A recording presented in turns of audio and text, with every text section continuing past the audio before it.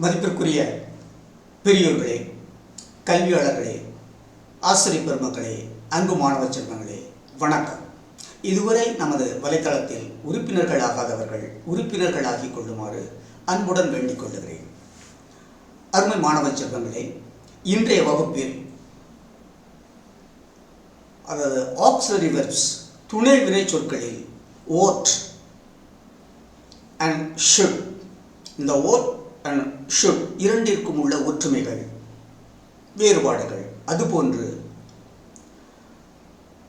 Must and have to, அதாவது vote should ஒரு பக்கம், இன்னொரு பக்கம் மஸ்ட் அண்ட் ஹேவ் டு, இந்த நான்கிற்கும் உள்ள ஒற்றுமை வேற்றுமைகள் என்ன கருத்தை இவைகள் தெரிவிக்கின்றன என்பதை முழுமையாக பார்ப்போம். பாருங்கள்.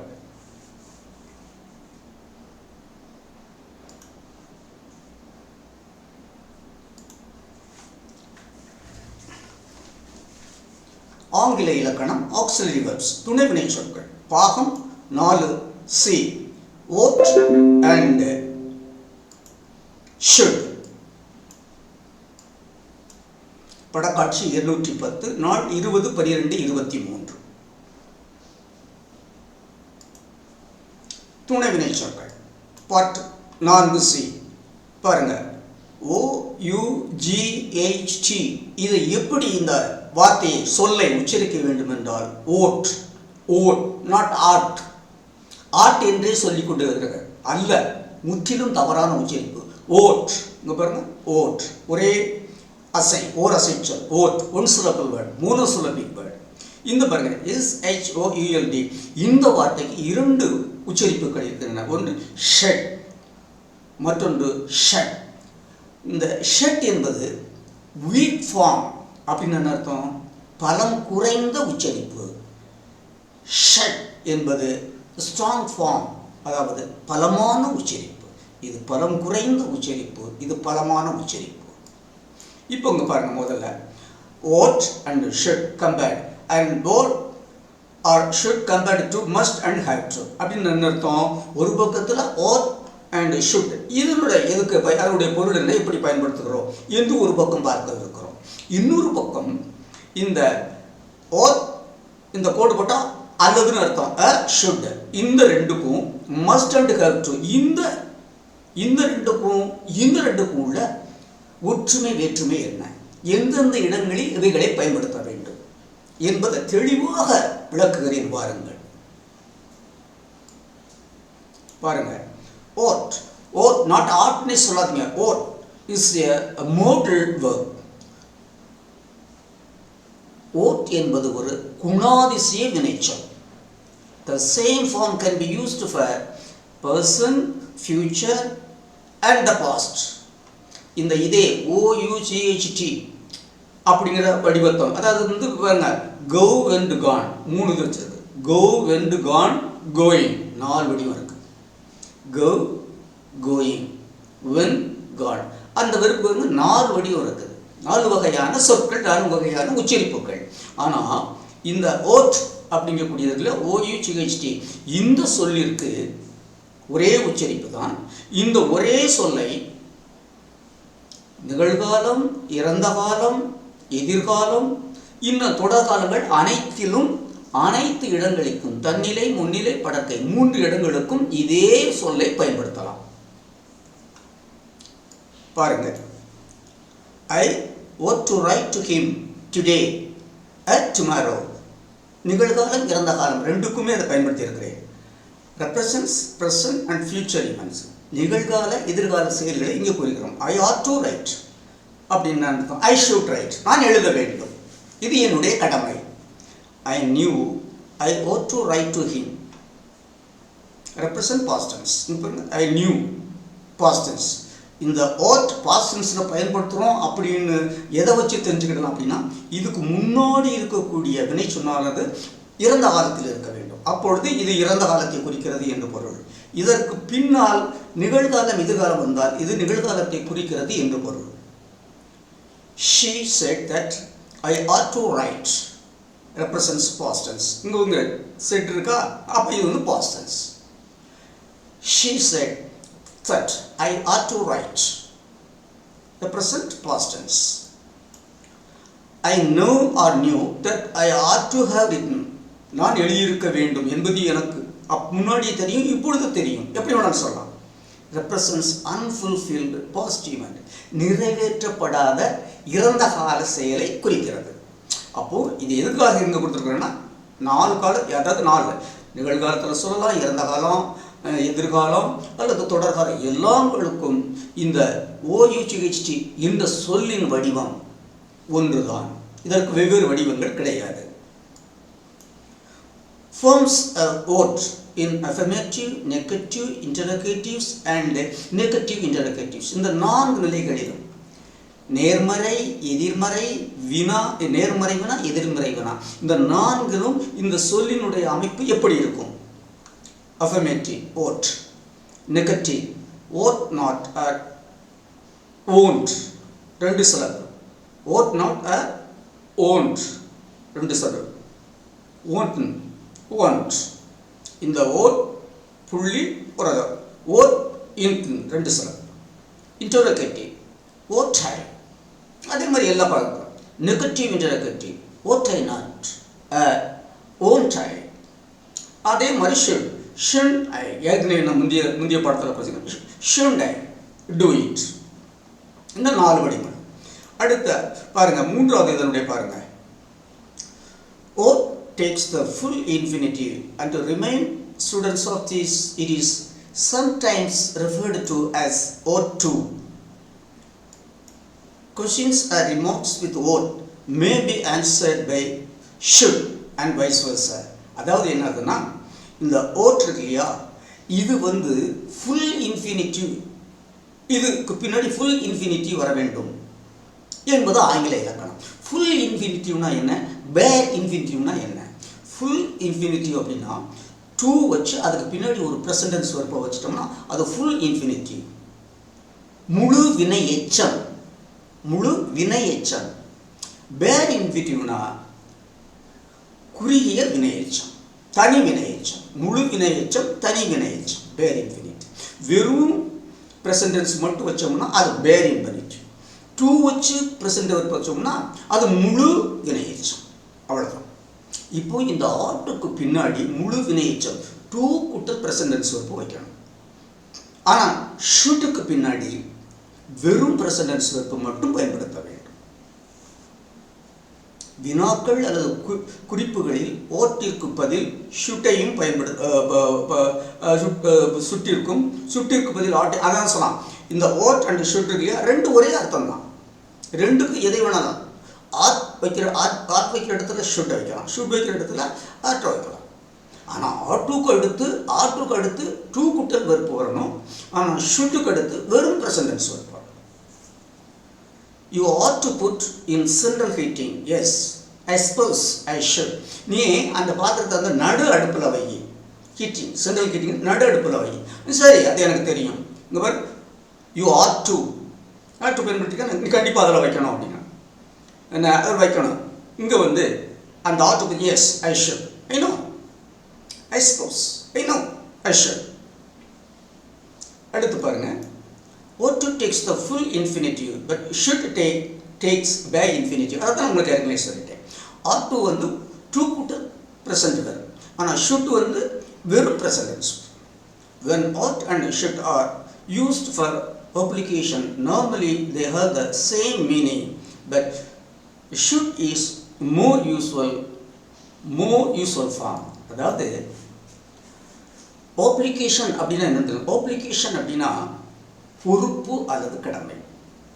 ஒருவருடைய பொறுப்பு அல்லது கடமையை கூறுவதற்கு இந்த ought அல்லது should-ஐ பயன்படுத்த வேண்டும். இந்த இடத்தில் ought, should இரண்டிற்கும் ஒரே பொருள் தான். ஆனால் வழக்கமாக எது அதிகமாக பயன்படுத்தப்படுகிறது என்றால் இந்த should என்ற சொல் அதிக அளவில் பயன்படுத்தப்படுகிறது. ought-ஐ விட should என்ற வார்த்தை தான் பொதுவாக பழக்கத்தில் அதிகம் பயன்படுத்தப்படுகிறது. பாருங்க, should is அதிகமாக பயன்படுத்த பாருங்க. In connotation should can often be used alone. Here the infinitive is understood but not mentioned.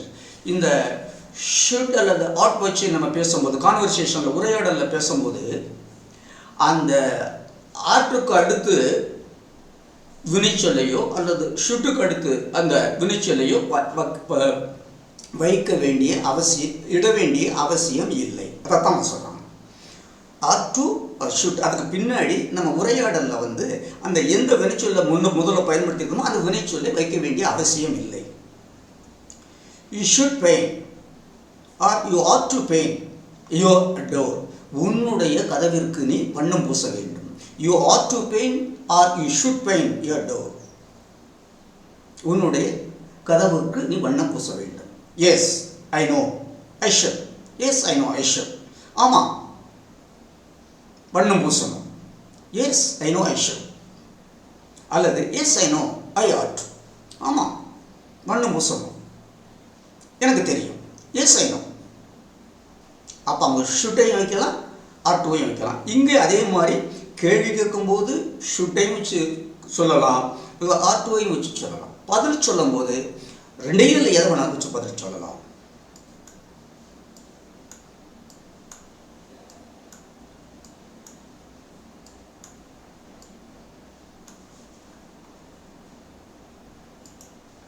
அடுத்து பாருங்க, இரண்டாவது பாருங்க. ஒன்றில் அவ்வளவு ஒரு பக்கத்தை பார்த்திருக்கிறோம். இரண்டாவது பாருங்க, what should compared to must and have to. அதாவது இந்த ஆட் அல்லது ஷுட்டை மஸ்ட் அண்ட் ஹேவ் டுவோட ஒப்பிட்டு பார்ப்போம். பாருங்கள், எவ்வாறு அவைகள் பொருளில் மாறுபடுகின்றன என்பதை பார்ப்போம். டிஃபரன்ஸ் இன் யூஸ், இந்த ரெண்டுக்கும் உள்ள வித்தியாசம் என்ன, பயனில் உள்ள வித்தியாசம் என்ன. Ought I should is used to express the subject's obligation or duty. அதாவது பேசுபவனுடைய obligation, அதாவது அவருடைய பொறுப்பு அல்லது கடமையை, பேசுபவருடைய எழுவாயின், சப்ஜெக்ட்னா எழுவாய். ஒரு வாக்கியம் இருக்கு இல்லையா, அந்த வாக்கியத்தில் முதல்ல இருக்கு இல்லையா சப்ஜெக்ட், அந்த சப்ஜெக்ட்னா எழுவாயின் பொருள். அந்த எழுவாயினுடைய பொறுப்பு அல்லது கடமையை கூறுவதற்கு ஷுட் அல்லது ஓட் பயன்படுத்தப்படுகிறது. இதை மனசில் வச்சுக்கோங்க. எழுவாயின் பொறுப்பு அல்லது கடமையை உணர்த்த ஓட் ஷுட் பயன்படுத்தப்படுகிறது. You should send in accurate income tax returns. அதாவது வரவு செலவு, அந்த இன்கம் டேக்ஸ் வரவு செலவு அலுவலகத்திற்கு வரவு செலவு கணக்குகளை அனுப்ப வேண்டியது உன்னுடைய கடமை, உன்னுடைய பொறுப்பு. யூ ஷுட் சென்ட், இங்கே ஷுட்டை தான் மஸ்ட் பயன்படுத்தக்கூடாது, கடமை, அந்த எழுவாயினுடைய பொறுப்பு. You should send in accurate income tax returns. ஒன்று. இன்னொன்று பாருங்கள், ought to indicate a correct sensible action. அல்லது முறையான அல்லது அறிவுபூர்வமான செயலை உணர்த்த பயன்படுகிறது. ஒரு இடத்துல மேலே என்ன பார்த்தோம், அதில் ரெண்டு சொல்லலாம், அந்த ஒன்று தான் ரெண்டு பயன் இருக்குது. ஒன்று பேசுபவருடைய பொறுப்பு அல்லது கடமையை உணர்த்த ஷுட் ஆர் ஆர் டுவை பயன்படுத்த வேண்டும். இன்னொன்று, அதே ஷுட் ஆர் ஆர் டுவை எதற்கு, அறிவுபூர்வமான முறையான அல்லது அறிவுபூர்வமான ஒரு செயலை தெரிவிப்பதற்கு ஓட் ஆர் ஷுட்டை பயன்படுத்தலாம். இங்கே பாருங்கள், they shouldn't allow parking here, the street is too narrow. அதாவது they shouldn't allow parking here, the street is too narrow. அதாவது இந்த they என்பது யாருன்னா அந்த தெருவில் வசிப்பவர்கள். இந்த தெரு மிக குறுகலாக இருப்பதனால் இங்கே இருப்பவர்கள் இங்கே வரும் வண்டிகளை நிறுத்துவதற்கு அனுமதிக்க கூடாது. அப்போ இது ஆப்ளிகேஷன், அது அவர்களுடைய கடமை. It is their duty. They shouldn't allow parking here, the street is too narrow. The word is spelled wrongly, there should be another yes. அதாவது இது அந்த தவறுதலாக செய்யப்பட்டது, ஏன்னா தவறாக செய்யப்பட்ட ஒன்றை சுட்டி காட்டுகிறது. இந்த சொல்லில் எழுத்துப்பிழை இருக்கிறது. இதில் இன்னொரு எஸ் இருக்க வேண்டும். இந்த சொல்லில் எழுத்துப்பிழை இருக்கிறது, இதில் இன்னொரு எஸ் இருக்க வேண்டும். அப்போ இந்த ரெண்டு தான், ஒன்று பொறுப்பை உணர்த்துவதற்கும் ஒருவருடைய பொறுப்பை அதாவது செய்பவரினுடைய பொறுப்பை உணர்த்துவதற்கும் தெரிவிப்பதற்கு பயன்படுத்தலாம் ஷுட்டை. அதே மாதிரி ஒரு செய்யப்பட்ட செயல் முறையாக செய்யப்பட்டிருக்கிறதா, முறையாக செய்யப்படவில்லையா என்பதை தெரிவிப்பதற்கும் இந்த should அல்லது அதனுடைய நெகட்டிவ். should means ought. அடுத்து, here there is neither the speaker's authority as with must nor external authority as with have to. It is more a matter of conscience. conscience இந்த வேர்டை conscience உச்சரிக்க கூடாது, conscience பாருங்க, இதை உச்சரிப்பு conscience அது அறிவு. ஆமாம், அறிவு. கான்ஷியன்ஸ்னா தன்னறிவு ஆர் குட் சென்ஸ். இதை ஒன்று ஆப்ளிகேஷன். இங்கே என்ன சொல்கிறான், there is neither the speaker's authority as with must or external authority as with to have. It is more a matter of conscience or good sense. அதாவது ஒருவருடைய அறிவை பொறுத்த செயல்பாடு இது. அந்த இடத்துல தான் இது இந்த should ought அதனுடைய நெகட்டிவ் எங்கே பயன்படுத்தும் என்றால், ஒருவர் அந்த பேசுபவருடைய கான்ஷியன்ஸ், அவனுடைய மனச்சாட்சி அல்லது அவனுடைய கான்ஷியன்ஸ், அவனுடைய மனசுக்கு கான்ஷியன்ஸ்னால் மனச்சாட்சி மட்டும் கிடையாது, அவன் மனசுக்கு என்ன தெரிகிறதோ அதை கூறுதல், அவன் மனதிற்கு எது சரி என்று தென்படுகிறதோ அதை வெளிப்படுத்துதல். அந்த இடத்துல இந்த ஷுட்டை பயன்படுத்த வேண்டும், ஷுட் அல்லது ஓட்டை பயன்படுத்த வேண்டும். அந்த இடத்தில் மஸ்ட் கருத்துவை பயன்படுத்தக்கூடாது. இங்கே பாருங்க, பியூனிஸ்ட் டு பீப்புள், அந்த பியூனிஸ்ட் வந்து பீப்புள்கிட்ட சொல்கிறான், you must practice at least an hour a day. இங்கு வந்து இந்த ஸ்பீக்கருடைய அத்தாரிட்டி இருக்குது, அவருடைய ஆதிக்கம் இருக்கிறது. யூ மஸ்ட், நீ ஒரு நாளைக்கு 1 மணி நேரம் பயிற்சி எடுக்கணும். இது இந்த பியூனிஸ்டினுடைய கட்டளை, அத்தாரிட்டி. பீப்புள் டு மியூசிக்கல் ஃப்ரெண்ட்டை சொல்கிறாங்க, ஐ have to practise an hour a day. இது இவனுடைய கடமை. ஏன்னா எக்ஸ்டர்னல் அத்தாரிட்டி சொல்கிறான், நீ 1 மணி நேரம் படிக்கணும்னு சொல்கிறாங்க. ஆனால் சொல்கிறான், அவன் யூ மஸ்ட்னு ஸ்பீக்கர் சொல்கிறான். இங்கே ஐ ஹாவ் டுன்னு வந்து அந்த சப்ஜெக்ட் சொல்லுது, நான் கட்டளையிடப்பட்டிருக்கிறேன். I have to practise, that means I have been advised to study to practise an hour a day. அப்போ இது ரெண்டுமே ஒன்று ஸ்பீக்கர் அத்தாரிட்டி, இது வந்து எக்ஸ்டர்னல் அத்தாரிட்டி. அடுத்து பாருங்கள், மியூசிக்கல் ஃப்ரெண்ட், அந்த அணியில் இருப்பவர்கள், you ought to or should practise for more than an hour. அவன் சொல்கிறான், ஆனால் மியூசிக்கல் ஃப்ரெண்டு அவங்க என்ன சொல்கிறான்னா, ஆனால் நீ வந்து 1 மணி நேரத்துக்கு மேலே ஒரு நாளைக்கு பயிற்சி எடுக்க வேண்டும். அது எடுக்கலாம், எடுக்காமல் இருக்கலாம். அது யாரை பொறுத்த, it depends upon the subject. External அத்தாரிட்டியினுடைய அத்தாரிட்டி கிடையாது. அப்போ மஸ்ட் ஹேவ் டுயும் வந்து எக்ஸ்டர்னல் ஸ்பீக்கருடைய அத்தாரிட்டி அல்லது எக்ஸ்டர்னல் அத்தாரிட்டி. ஆனால் ஷுட் அண்ட் ஆட்டோ வந்து அந்த சப்ஜெக்டினுடைய அத்தாரிட்டி, அந்த சப்ஜெக்டினுடைய ஆப்ளிகேஷன், அந்த சப்ஜெக்டினுடைய கடமை. நல்லா மனதில் ஏற்றிக்கொள்ளுங்கள். இதை இங்கே என்னத்தை பார்த்துக்கிறோம், ஓட் ஆர் ஷுட். அதே மாதிரி மஸ்ட் ஆர் ஹேவ் டு, ரெண்டுக்கும் உள்ள ஒற்றுமை வேற்றுமைகள் என்ன பின்னாடி நான் விளக்கமாக சொல்கிறேன். Another difference between ought, should and must and have to is that with must and have to, we normally have the impression that the obligation is being or will be fulfilled.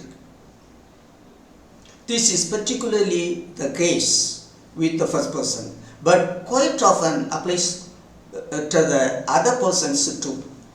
அன்பு மாணவ செல்வங்களே, இதில் என்ன சொல்கிறான் அப்படின்னா, அதாவது வந்து ought should must and have to என்ன வித்தியாசம் அப்படின்னு சொல்கிறோம் அப்படின்னா, இந்த மஸ்ட் அல்லது ஹேவ் டுவை நாம் பயன்படுத்த பொழுது அந்த ஆப்ளிகேஷன் அல்லது அந்த டியூட்டி இருக்கு இல்லையா, அது கண்டிப்பாக நிறைவேற்றப்படும்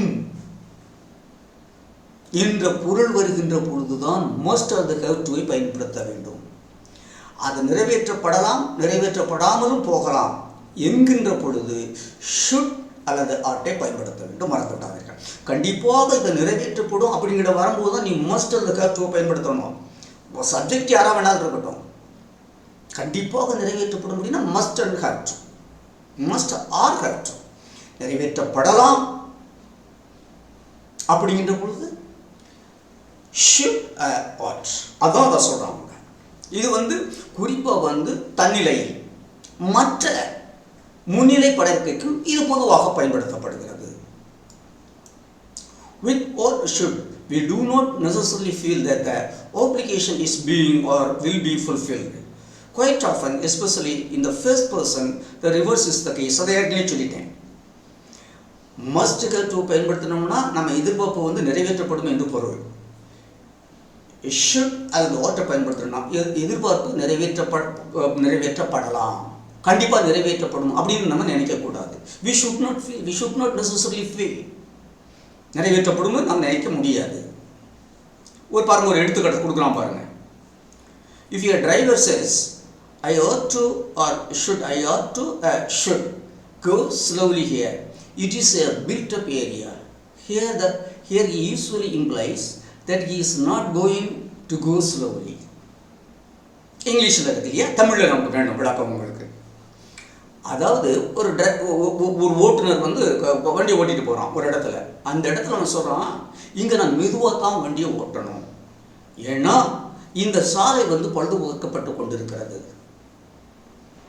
அப்போ இது இவனுடைய இன்டென்ஷன் கிடையாது, அது எக்ஸ்டர்னல் அத்தாரிட்டி, ஸ்பீக்கருடைய அத்தாரிட்டி கிடையாது, எக்ஸ்டர்னல் அத்தாரிட்டி. அதனால தான் அந்த இடத்துல என்ன சொல்கிறான், I ought to or should slowly here. It is I ought to or should go slowly here. It is a built up area. Here usually implies there is not good. இது அவனுடைய intention அல்ல, ஸ்பீக்கருடைய intention கிடையாது. அது அந்த இடத்தினுடைய external authority. இப்போ if he really intends to go slowly, ஆனால் உண்மையிலேயே அவன் மெதுவாக போக வேண்டும் என்று நினைத்தால், he would say, அவன் எப்படி சொல்வான்னா, I must go, I have to go, or I will have to go slowly here. அந்த ஓட்டுநர் நான் மெதுவாக தான் போவேன் அப்படின்னு சொன்னோம்ல, I must go, I have to go, I shall have to go அப்படி சொன்னான். அது அவனுடைய விருப்பத்தை தெரிவிக்கிறது. ஆனால் அவனுடைய விருப்பம் இல்லாமல் வெளித்தாக்கம் இருந்தால் அங்கே ஆர் ஷுட்டை பயன்படுத்த வேண்டும். Similarly between should and must, இப்போ மேலே பார்த்துட்டோம். அதாவது ஷுட் அல்லது மஸ்ட்டுக்கு ரெண்டுக்குள்ள வேறுபாடு என்ன பார்த்துட்டோம். ஸ்பீக்கருடைய அத்தாரிட்டியை, ஸ்பீக்கருடைய இன்டென்ஷன் சொல்லணும்னா மஸ்ட்டை பயன்படுத்தணும். I mean சப்ஜெக்டினுடைய இன்டென்ஷனை தெரிவிக்கணும்னா, சப்ஜெக்டுடைய இன்டென்ஷனை தெரிவிக்கணும்னா மஸ்ட். ஸ்பீக்கருடைய இன்டென்ஷனை தெரிவிக்கணும் அப்படின்னா ஆட். ஸ்பீக்கருடைய அத்தாரிட்டி அல்லது அவுட் சைடு அத்தாரிட்டி ரெண்டுமே சொல்கிறான், தெரிவிக்கணும்னா ஷுட். ஆனால் பேசுபவருடைய இன்டென்ஷனை விருப்பத்தை தெரிவிக்கணும்னா மஸ்ட் அல்லது have to. Similarity between should and must, இது ரெண்டுக்குள்ள வேறுபாட பாருங்க. should but not ought, இந்த இடத்துல should தான் பயன்படுத்தணும், ought பயன்படுத்தக்கூடாது. can be used in formal notices and on information sheets. அதாவது அறிவிப்பு பறைகள், அறிவிப்பு தாட்கள், அறிவிப்பு துண்டு பிரசுரங்கள், அடுத்து அறிவிப்பு பலகைகளில் இந்த should அல்லது must ரெண்டையும் பயன்படுத்தலாம். Candidates should be prepared to answer on questions on something. On hearing the alarm bell, hotel guests should leave their rooms. இங்க should பயன்படுத்திக்கிறோம். இது அறிவிப்பு. இதுல must would be used here without change of meaning. எந்த ஒரே பொருளில் இங்க must பயன்படுத்தலாம். ஆனா should பயன்படுத்துவாங்க. But should expresses the obligation most gently. இந்த இடத்துல இந்த அறிவிப்பை தெரிவிப்பதற்கு ஷுட்டையும் பயன்படுத்தலாம், மஸ்டையும் பயன்படுத்தலாம். ஆனால் மஸ்டை பயன்படுத்துவது மோர் பொலைட் அப்படிங்க, ரொம்ப நாகரிகமானது. ஷுட்டை பயன்படுத்துவது, மஸ்டை பயன்படுத்துவது அவ்வளவு நாகரிகமானது அல்ல. யூ மஸ்ட் டூ இட் அப்படின்னா நீ இதை கண்டிப்பாக செய்ய வேண்டும். You should to it. நீங்கள் இதை கண்டிப்பாக செய்ய வேண்டும். நாகரிகமான நாகரிகமாக ஒருவருடைய பொறுப்பை வெளிப்படுத்துதல். Then what or should can express advice. அந்த அறிவுரையை வெளிப்படுத்துவதற்கும் இதை பயன்படுத்தலாம். should பயன்படுத்தலாம். You ought to or should read this. It is very good. இந்த புத்தகம் மிக நன்றாக இருக்கிறது. You should read this book. அறிவுரை கூறுவதற்கு. I mean, you should respect your parents. அறிவுரை கூறுவதற்கு. You should respect your parents. You should read this book. But for more emphatic, must is better. அதாவது அறிவுரை கூறுவதற்கு should அல்லது ought பயன்படுத்தலாம் அப்படிங்கலாம். ஆனால் ரொம்ப அழுத்தி சொல்லணும் அப்படின்னா ஷுட்டுக்கு பதில் மஸ்ட்டை பயன்படுத்துவது நன்று. But for more emphatic must is better. அழுத்தி சொல்லணும் அப்படின்னா மஸ்ட்டை பயன்படுத்து. You must read this book, it is marvellous. நீ கண்டிப்பாக இந்த புத்தகத்தை படிக்கணும், இது ரொம்ப அழகாக இருக்கிறது. இதில் அன்பு மாணவ செல்வங்களே இங்கே பாருங்கள். Note ought or should is used to express the obligation of the subject. என்னது? எழுவாயினுடைய பொறுப்பை, எழுவாயினுடைய பொறுப்பை, கடமையை கூறுவதற்கு should அல்லது ought பயன்படுத்த வேண்டும். பேசுபவர் அல்லது வெளியினுடைய அதிகாரத்தை பயன்படுத்தும். பேசுபவருடைய அதிகாரம் அல்லது வெளி அதிகாரத்தை கூறுவதற்கு must அல்லது have to பயன்படுத்த வேண்டும். மறந்து விடாதீர்கள். But must and have to are used to express speaker or outside authority. அதுதான், இதுதான் ரொம்ப ரொம்ப முக்கியம். மறந்துடாதீங்க. should subject, must speaker அப்படி வச்சுக்கோங்க. ஸ்பீக்கர்னா அவுட் சைடுன்னு சொல்லலாம்.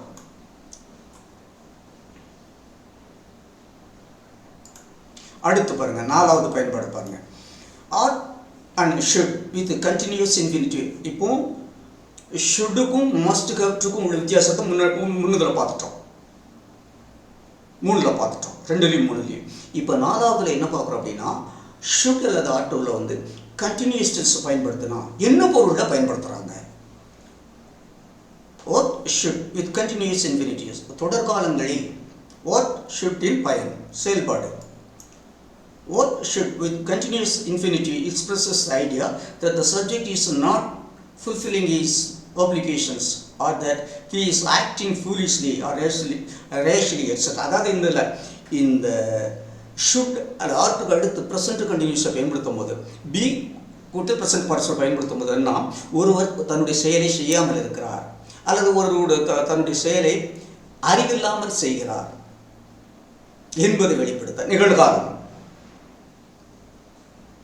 ஒருவர் தன்னுடைய கடமையை செய்யாமல் இருக்கிறார் அல்லது அறிவில்லாமல் ஒரு செயலை செய்து கொண்டிருக்கிறார் நிகழ்காலத்தில். அதுதான் ஷுட் பி பிரசன்ட் பார்ட்டிசிபிள். பாருங்கள், எழுவாய் தன் பொறுப்பை நிறைவேற்றவில்லை அல்லது முட்டாள்தனமாக செயல்படுகிறான் என்னும் கருத்துக்களை வெளிப்படுத்த இந்த அமைப்பு பயன்படுகிறது.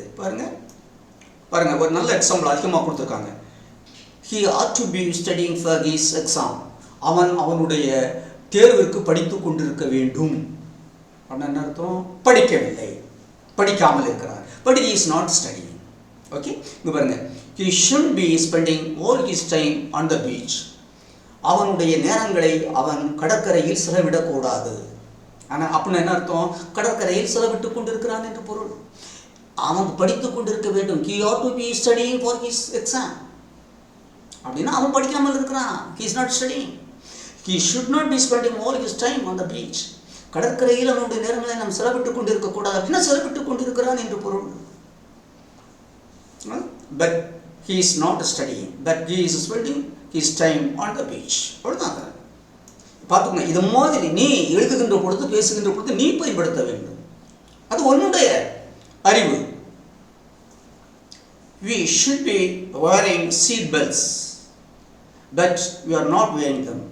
we should be wearing seat belts. அதாவது பயணம் செய்வது, அதாவது வாகனங்களில் பயணம் செய்கின்ற பொழுது, குறிப்பாக மகிழ்வூர்தியில் பயணம் செய்கின்ற பொழுது நாம் அந்த இருப்பு கயரை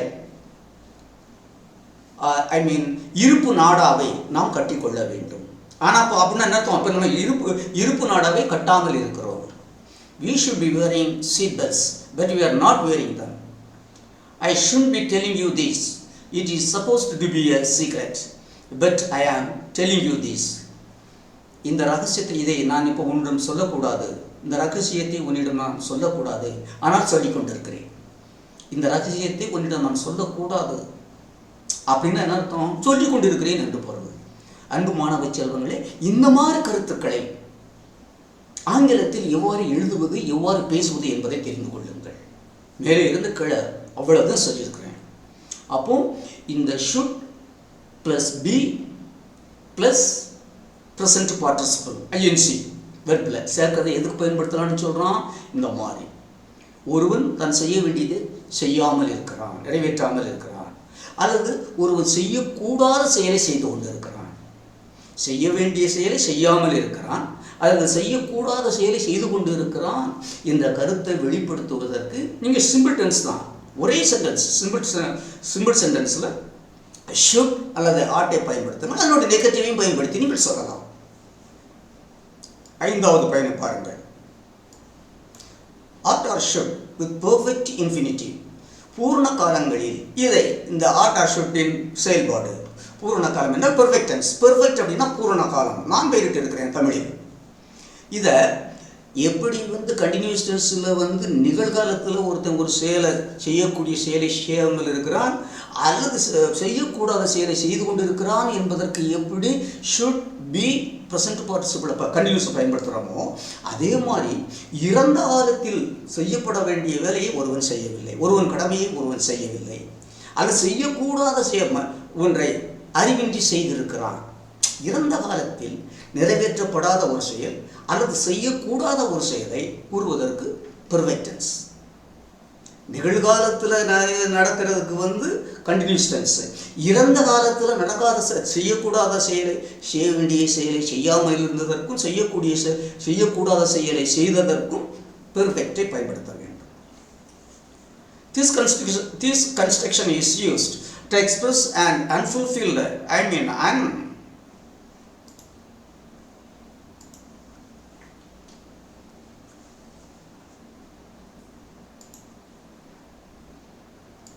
an unfulfilled obligation or a sensible action that was neglected. In the negative, it expresses one foolish action in the past. அதுதான் நான் சொன்னேன். இறந்த காலத்தில் செய்ய வேண்டிய செயலை செய்யவில்லை என்பதற்கும் செய்யக்கூடாத செயலை செய்து விட்டான் என்பதை தெரிவிப்பதற்கும் இந்த perfect டென்ஸை should plus perfect tense பயன்படுத்த வேண்டும். பாருங்கள். You ought to have told him that the paint You ought to have told him that the paint and that the seat was wet. அந்த இருக்கையில் அடிக்கப்பட்ட பூசப்பட்டுள்ள வர்ணம் இன்னும் காயவில்லை என்பதை நீ அவனிடம் தெரிவித்திருக்க வேண்டும். அந்த இருக்கையில் உள்ள வர்ணம் இன்னும் காயவில்லை என்பதை நீ அவனிடம் தெரிவித்திருக்க வேண்டும். அப்படின்னா என்ன? நீ தெரிவிக்கவில்லை என்று பொருள். You ought to have told, should have told ரெண்டு சொல்லலாம். Him that the paint on that seat was wet, but you did not tell. சொல்லி இருக்க வேண்டும், நான் நீ சொல்லலை. அடுத்து இன்னொன்று பாருங்க. You should have turned his armlet. இங்கே பாருங்க, இந்த armlet இந்த ஸ்பெல்லிங் இந்த உச்சரிப்புக்கு சம்மந்தமே கிடையாது. இங்கே என்ன இருக்குங்க? ஓமலெட்டி எப்படி உச்சரிக்கவே தெரியாது. நான் உச்சரிப்பதை நீங்கள் கேட்டு உச்சரிக்கிறீர்கள். எப்படி ஒரு கிளி தான் அடுத்தவர் பேசுவதை ஏற்றுக்கொண்டு பேசுகிறதோ அதுபோன்று ஆசிரியர் பெருமக்களும் உங்களுடைய பெற்றோர்களும் நீ இருக்கக்கூடிய சுற்றுச்சூழலும் எந்த ஒலியை கொடுக்கிறதோ ஆங்கிலத்தில் அந்த ஒலியை நீ திருப்பி கூறுகிறாய், அவ்வளவுதான். ஏன்னா ஆங்கிலத்தில் ஒலியை தெரிவிப்பதற்கென்று முழுமையான அந்த ஒலி குறிகளை இன்னும் உங்களிடம் கொண்டு இந்திய ஆசிரியர் பெருமக்கள் சேர்க்கவில்லை, கல்வியாளர்கள் சேர்க்கவில்லை. நாம் பாருங்க, இந்த இதை எப்படி உச்சரிக்கணும் அப்படின்னா, இது ஓ குறில், ஓ இம் ஓம், இல் இட் லெட், ஓ இம் ஓம், இல் ல இட் லெட், ஓம்லெட். ஆனால் இந்த ஸ்பெல்லிங்கை பார்த்தீங்கன்னா, நீ இது ஞாபகத்தில் இதுக்கு பேர் ஓம்லெட்னு தான் சொல்லணும்னு நீ ஏற்கனவே கேட்டிருந்தீங்கன்னா தான் இது ஓம்லெட்னு உச்சரிக்க முடியும். இல்லாட்டி உச்சரிக்க முடியாது. ஓமலட்டி, அதுதான் ஆங்கிலத்தை நம்ம உச்சரிக்கக்கூடிய நம்ம தலை விதி. ஏதோ கிளி மாதிரி சொல்றத அடுத்தவங்க சொன்னதை கேட்டு சொல்லிக்கிட்டு இருக்கோம். ஆனால் அந்த விதிமுறை வகுத்துட்டாங்க, ஏன்னா ஆங்கில சொற்களே. ஆனால் அதை நடைமுறையில் முழுமையாக கொண்டு வந்து கல்வியாளர்கள் நம்மிடம் சேர்க்கவில்லை. You should have turned his omelette, but you did not. They ought to have stopped at the traffic lights. அதாவது அந்த போக்குவரத்து நிறுத்தத்தில் நீங்கள் அவர்கள் வண்டியை நிறுத்தி இருக்க வேண்டும். போக்குவரத்து நிறுத்தத்தில் வண்டியை நிறுத்தி இருக்க வேண்டும், ஆனால் நிறுத்தவில்லை. அப்படின்னா பொருள், they ought to have stopped at the traffic lights. They should have stopped at the traffic lights. நிறுத்தி இருக்க வேண்டும் அப்படின்னா என்ன? நிறுத்தவில்லை. But they did not stop. She shouldn't have opened the letter. It won't address to her. She shouldn't have opened the letter. அப்படின்னா என்ன அர்த்தம்? அவள் அந்த கடிதத்தை பிரித்திருக்க கூடாது. அப்படி என்றால் என்ன அர்த்தம்? பிரித்து விட்டாள் என்று பொருள். But she opened it. அதான் என் அன்பு மாணவ செல்வங்களே, என் அன்பு பேர குழந்தைகளே, நன்றாக தெரிந்து கொள்ளுங்கள். இந்த ரெண்டும் 4 அஞ்சில் இருக்கக்கூடிய என்ன, அதாவது ப்ரெசன்ட் ஷுட் அல்லது ஆட்டுக்கு பின்னாடி should or ought be plus present participle வச்சா நிகழ்காலத்தில் செய்ய வேண்டிய செயலை செய்யாமல் இருப்பதற்கும் அல்லது செய்யக்கூடாத செயலை செய்வதற்கும் should plus be plus present பார்ட்டிசிபிளை பயன்படுத்துங்கள். ஷுட் போல ஆட்டம் பயன்படுத்துங்கள். ஆனால் இறந்த காலத்தில் செய்யப்பட வேண்டிய செயலை செய்யாமல் இருப்பதற்கும் செய்யக்கூடாத செயலை செய்திருப்பதற்கும், இறந்த காலத்தில் செய்ய வேண்டியதை செய்யலை, செய்யக்கூடாததை ஒருத்தன் செஞ்சுருக்கான் அப்படின்னா அங்கே நீ என்ன பயன்படுத்தணும்னா should have plus past participle. அந்த ஷுட்டு பதில் ஓட்டணும். இது மனதில் வைத்து அப்போ தான் உன்னுடைய கருத்தை முழுமையாக வெளிப்படுத்த முடியும். You should have helped him. You should have helped him. நீ அவனுக்கு உதவி செய்திருக்க வேண்டும். அப்படின்னா அர்த்தம் நீ உதவி செய்யவில்லை என்று பொருள். எனவே should plus continuous tense, should plus perfect tense மிக முக்கியமான நம்மளுடைய கருத்துக்களை தெரிவிக்க பயன்படுகிறது. இப்போ அதே மாதிரி should must எதுன்னு சொல்லி முடிச்சுட்டு இங்கே வாருங்கள்.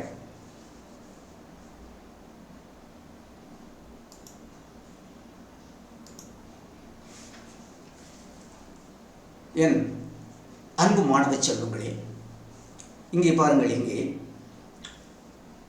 ஷுட் ஆர் ஷுட் ரெண்டுக்கும் ஒரே பொருள் தான் கிட்டத்தட்ட. அந்த இரண்டையும் எங்கே பயன்படுத்த வேண்டும் என்றால் அந்த சப்ஜெக்ட் எழுவாய் அதனுடைய கடமையை உணர்த்துகின்ற பொழுது the obligation of the subject, பேசுபவனுடைய செயலை கடமையை பொறுப்பை உணர்த்துவதற்கு ஷுட் அல்லது ஓட்டை பயன்படுத்த வேண்டும். பேசுபவருடைய கடமை, சப்ஜெக்டுடைய கடமை, பொறுப்பு ஷுட். Should means what. ஆனால் மஸ்ட் ஹேவ் டு எதற்கு பயன்படுத்தணும்னா ஸ்பீக்கருடைய அத்தாரிட்டி அல்லது அவுட் சைடு அத்தாரிட்டி அப்படிங்கலாம். பேசுபவருடைய ஆதிக்கம் அல்லது வெளி ஆதிக்கம் அதை தெரிவிப்பதற்கு மஸ்ட் ஹேவ் டுவை பயன்படுத்த வேண்டும். தான் மனதில் வைத்துக் கொள்ளுங்கள். அதாவது எழுவாய் செய்பவருடைய கடமையை பொறுப்பை தெரிவிப்பதற்கு ஷுட் ஆர் ought.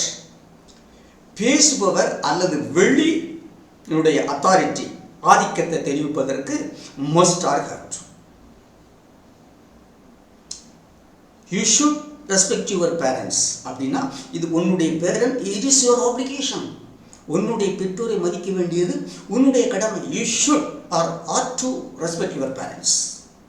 உன்னுடைய பெற்றோரை மதிக்க வேண்டியது உன்னுடைய கடமை. அதே மாதிரி we should or ought to respect our constitution. நம்மளுடைய அரசியலமைப்பை மதிக்க வேண்டியது நம்முடைய கடமை. இது கடமை இருக்குது. இந்த இடத்துல must or have to வைக்கணும்னு வச்சுக்கோங்க. அதனுடைய பொறுமை இப்போ நம்ம speaker, you must respect your parents அப்படின்னா நீ உன்னுடைய பெற்றோர்களை மதிக்க வேண்டும். ஸ்பீக்கருடைய அத்தாரிட்டி அல்லது outside authority. You must respect your parents and outside authority. அப்படின்னா என்ன, you must respect your parents என்ன அர்த்தம்? ஒரு காலம் நம்மளுடைய பேரண்ட்ஸை நம்மளுடைய பெற்றோர்களை நம்ம மதிக்காமல் இருக்கிறோம். யூ மஸ்ட் அப்படின்னா பேசுபவருடைய ஆதிக்கம் அல்லது வெளி ஆதிக்கம். அந்த இடத்துல ஷுட்டை வச்சோம்னா அது நம்முடைய கடமை. அப்போ இந்த ஷுட் மஸ்ட் ரெண்டுக்கும் தெரிஞ்சுக்கணும். ஷுட் என்பது ஒவ்வொருவருடைய கடமை, அதை பயன்படுத்தணும். ஆனால் மஸ்ட்ங்கிறது வெளியிலிருந்து ஆதிக்கம், வெளி ஆதிக்கம். நீ இதை செய்ய வேண்டும் அப்படின்னு நம்மளை கட்டளை. எனவே ஷுட்டுக்கும் மஸ்ட்டுக்கும் பார்த்தோங்க. இந்த ஷுட் மஸ்ட்னு சொல்லிட்டாலே ஷுட் மீன்ஸ் ஓட்ரு, மஸ்ட் மீன்ஸ் கரெக்ட், ரெண்டு ஒன்று.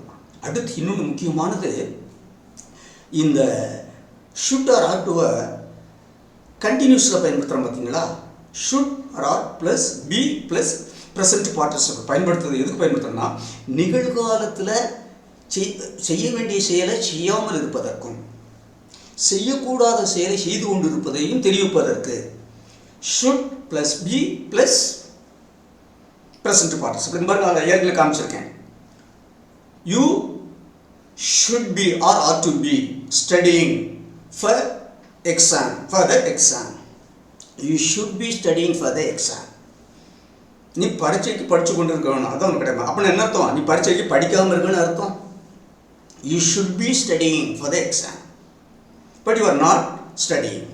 அதே மாதிரி you should not, you should or want spend, you should spend your time on the beach. You should spend more time on the beach அப்படின்னு என்ன அர்த்தம்? நீ கடற்கரையில் அதிக நேரங்களை செலவிடக்கூடாது அப்படின்னு என்ன அர்த்தம்? கடற்கரையில் அதிக நேரங்களை நீ செலவிட்டு கொண்டிருக்க. அப்போ இது ப்ரெசண்ட் நிகழ்காலத்தில் செய்ய வேண்டியதை செய்யாமல் இருப்பதற்கும் செய்யக்கூடாததை செய்வதற்கும் should plus be plus present பார்ட்டிசிபிள். ஷுட்டுக்கு பதில் ஆர் டைம் பயன்படுத்தலாம். இதே இதை பெர்ஃபெக்ட் டென்ஸில் பயன்படுத்தலாம் பாருங்க. அதனுடைய பொருள் எப்படி பயன்படுத்தலாம் பாருங்க. Should plus have plus past participle அப்படின்னா என்ன அர்த்தம்? அதை பயன்படுத்தணும்னா இறந்த காலத்தில் செய்யப்பட வேண்டிய வேலையை, ஒருவருடைய கடமையை, செய்ய வேண்டிய கடமை செய்யாமல் இருந்ததை சுட்டி காட்டுவதற்கும், செய்ய வேண்டிய வேலையை செய்யாமல் இருந்ததை சொல்வதற்கும், செய்யக்கூடாத செயலை